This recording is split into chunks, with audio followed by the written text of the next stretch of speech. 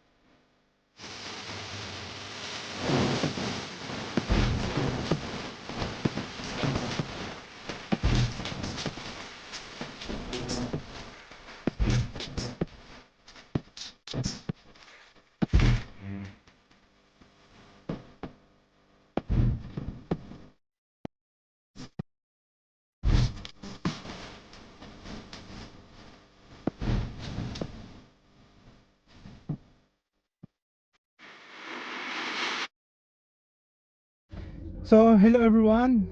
Nandito na po tayo sa ating interior ng ating 2021 Toyota Innova e-diesel 2.8 automatic transmission. So, the same thing lang po. Kung ano yung makikita natin dito ay yun din sa manual transmission ng same variant na ito. Ngayon, bigyan po natin ng personal review itong unit na ito. May personal driving experience sa sasakyan na ito. Buksan lang natin yung ilaw dito. Yan, para medyo maganda yung light. Yan. So, hindi ka bibitinin ng sasakyan na ito dahil 2.8 engine na po siya. So, I experienced one time na nag-deliver kami ng unit na ito and sobrang nanibago ako.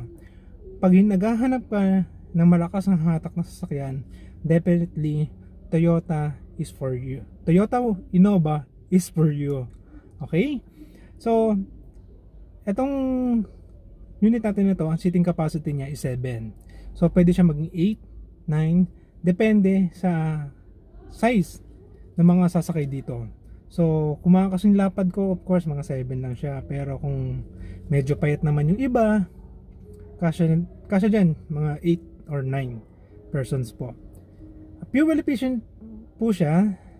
I experience na from Toyota Show goes to Cabanatuan, medyo malayo pang, so medyo parang gitna yata ng Cabanatuan yung napuntahan namin.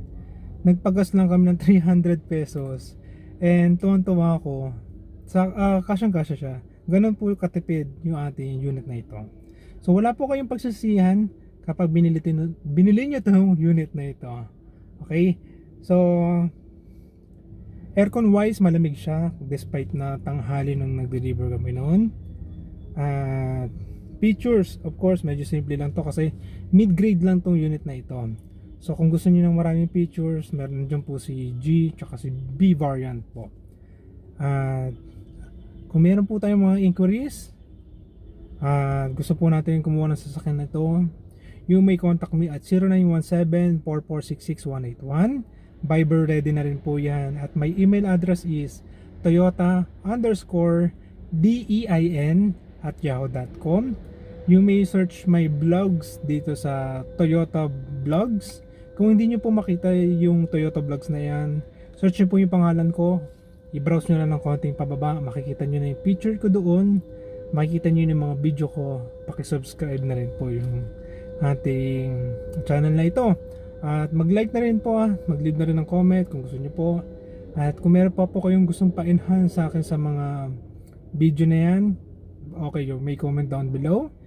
And pagpasensyahan nyo na yung mga video editing ko na to, due to hindi kaya ng aking laptop yung mag-edit ng mga video dito. So I need to upgrade. So sa cellphone lang po ako nag-edit.